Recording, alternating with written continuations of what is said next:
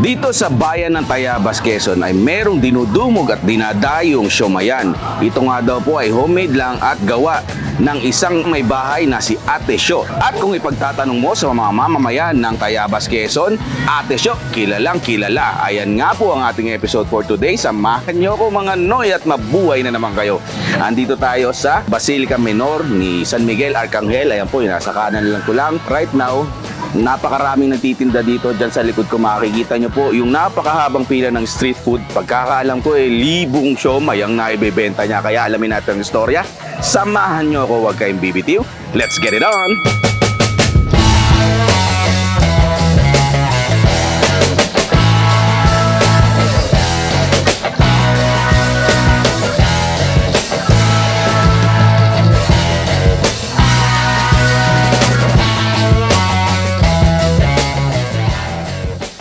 Ate Sio, mabuhay ka at nako, saya ko kasi nakakilala kita dito sa Tayabas, Quezon na ilang taon mo nang negosyo itong siomay? 20 years actually, sir. 20 years na po akong nagsyo-siomay.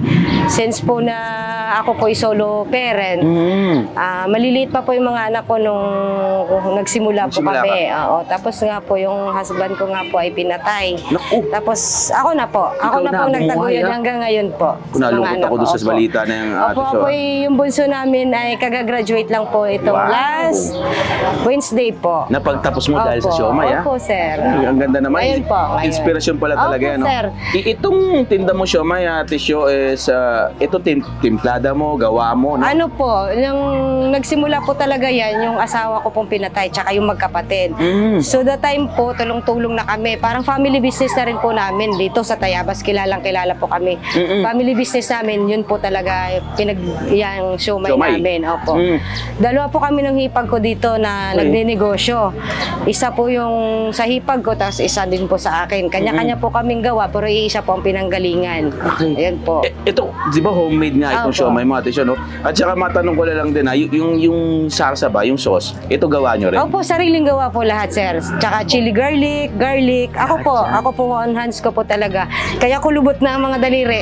Kasi gumagawa ka. On hands po talaga. Okay. Lahat po. Ito naman, Ate Sio, pagka gumagawa ka niyan, ilang piraso kaya yan on average ang ginagawa mo? Pagka usually, sir, yung araw-araw namin, basta kami nakakagawa ako ng mga 1,000 mahigit. Mahigit. Pag depende po sa kung may okasyon dito or mga ganun po, depende po sa panahon at saka kung mainit po, mas madami pong namamasyal dito. Opo. Yan po, marami pong dumadayo. Ayun. Mga kung saan bayan ng galing, Lukban, Sayaya, kung saan po. Tinitikman yung siomay mo? Pupunta sila sa Tayabas. Yun, pagka gano'n, Ate Sio, pagka maraming nadayo at may okasyon, ang ilang siomay ang ginagawa mo niyan? Siguro, kami pinakang namin mga 8 steamer na gano'n, kadami Walang punong. steamer. Ang dami punong-punong nakita ko Yung akin pong anak, talagang siya ang nagbabantay. So ngayon lang po ay wala siya at masama ang pakiramdam. So ako po ang nagbantay. Ayan ha. Ito ba, Ate Sio, kasi siomay, yung palayaw mo bang, Ate Sio, dahil na lang Yan po ay dyan? gawa din ng mga batang suki ko po sa boss ko.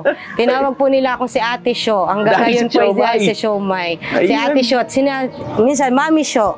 Ate Sio, Mami Sio. Alin po dun. Nadami po ang anak ko kahit hindi ko anak. Gahapon noon.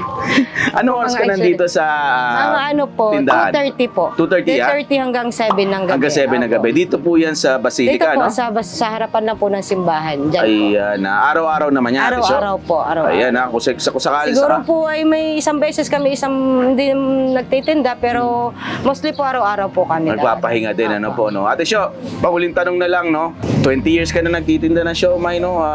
Ma-share mo lang ba yung konting advice, no? Sa mga gustong magnegosyo? Dahil saka na sa inspirasyon, eh. Sa mga gusto magnegosyo, sir, siguro tiis lang. Tiis muna. Tsaka pag-aralan ko anong gusto ng lasa ng customer. Ayan. Yan po. Pag-aralan po. God bless you, Ate Sio. Maraming salamat. Thank you po. Mabuhay ka. Thank you po.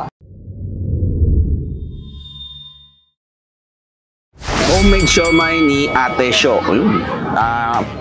Parang pinalayawan na daw siya ng mga tao dito ng Ate Sio kasi siomay nga ang tinda niya. 20 years na siyang gumagawa nito at dito nga po yan matatagpuan sa Tayabas, Quezon, sa Basilica Menor ni San Miguel Arcangel.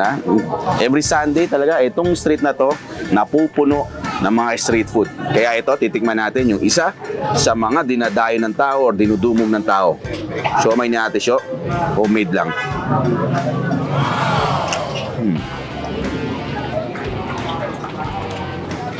Basic na siomay, no? Ang lasa niya.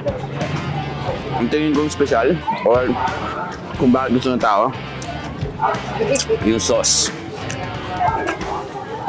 May iba siyang tamis, may iba siyang asim, may ibang alat, no? Ganun po yung lasa, eh. Ba? Sarili niya rin timpla yung ganyang mga sauces na nilalagay.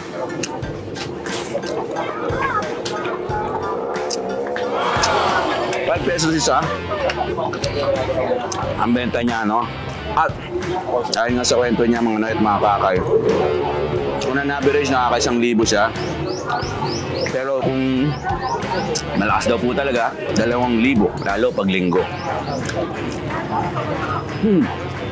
Pati yung anghang, ang sarap ng lasa ng anghang. Isa pa yun sa magpapagana sa'yo pag kumakain ka nito. Tawag nga nila, itong sauce na kinuha ko ngayon, yung mahalang, kung tawagin, mix mahalang. So mix na matamis, mix ng maanghang. Yung mahalang daw ay maanghang. Ayan, ha. Mapapano ka, eh. Parang gusto mo ng bili na bili, nakakaano po siya. Dahil yung anghang niya. Ngayon ganyo kang kumain, no? Ang bilis na nilang ubusin. Hindi naman kalakihan, maliit lang. Kaya pag sinubo mo, one bite, ubus ka agad. Wow! Itong street food na ito, no, yung mga kakay, no, nakakatuwa kasi ito na yung naging parang dito na nagnegosyo, no, rather yung mga kababayan natin dito sa Tayabas, Quezon, yung mga ganyan nila, yung mga food cart, ang dami, sunod-sunod po sila rito. Siyempre, minsan nadalo ko dito, normal day, hindi Sunday, hindi ganun karami nagtitinda. But Sunday pala, ayan, mapapansin nyo, halos yung hilera, punong-puno.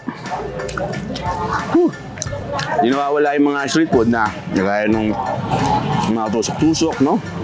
Banana Q, pares, ayan, na mga pagkain dito. Pero itong siomay natin siya, ito maraming bumibili. Although may mga kalaban din siya rito ng titinda, no? Ito sa atin siya yung gusto ng tao. Siguro naman, masabihin na natin, sa tagal ng panahon na nagtitinda siya, 20 years na. Hindi mo, ito yung hanap buhay niya, 20 years na. Wow! Homemade, araw-araw daw, siya nagbabalot, nagtitimpla, yung pinakaginiling sa loob. Pork.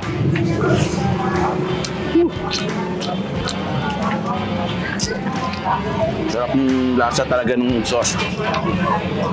Parang natikman ko ibang sauces ng mga ibang tindahan. Yung sa kanya yung may kakaibang flavoring. Yun na nagdadala. Oh. Anyway, mga kakay, no? Habang kinakain ko to, butin eh. ₱100 po itong in-order ko. Kukulangin siya akin, siyempre. Dahil kung nagkainin, pawisan na nga ako. Siyempre, huwag natin kalimutan ang Akay ni Sol. Yan po. Pakita lang natin ating Facebook page, ang ating YouTube channel ng Akay ni Sol, siyempre, at ang ating TikTok, no? Sama na rin natin yung Instagram ng Akay ni Sol. Mas maraming follows, mas maraming suporta, subscription, mas malaking bayan, mas marami tayong matutulungan, mga Noy, ha? Yan po yan natin. Sa mga sinusuportahan ng Kuya Dex, dahil sa pagtulong galing sa puso. Yung anghang niya, grabe. Alagayan na naman po tayo. Tuwing nakakain ako dito sa Tayabas, nag-aaganito yung ang sarap na anghang na mapapalabang ka. One of my favorite, mga siomay, no? Yan. Baka mabisita kayo dito sa Tayabas, Quezon, every Sunday or every day. Matitikman nyo. Siomay ni Ate Sio. Siyempre, busin ko na lang off-cam to, padadagdagan ko.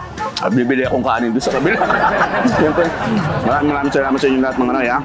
Mabuhay po kayo lahat. Maraming blessings ang dumating sa inyong tahanan, na maraming pagmamahal at pagkakaisa ang laging nandyan. Okay? Ako po ang inyong likod, si Kuya Dex. Pagmamahal. Bye-bye!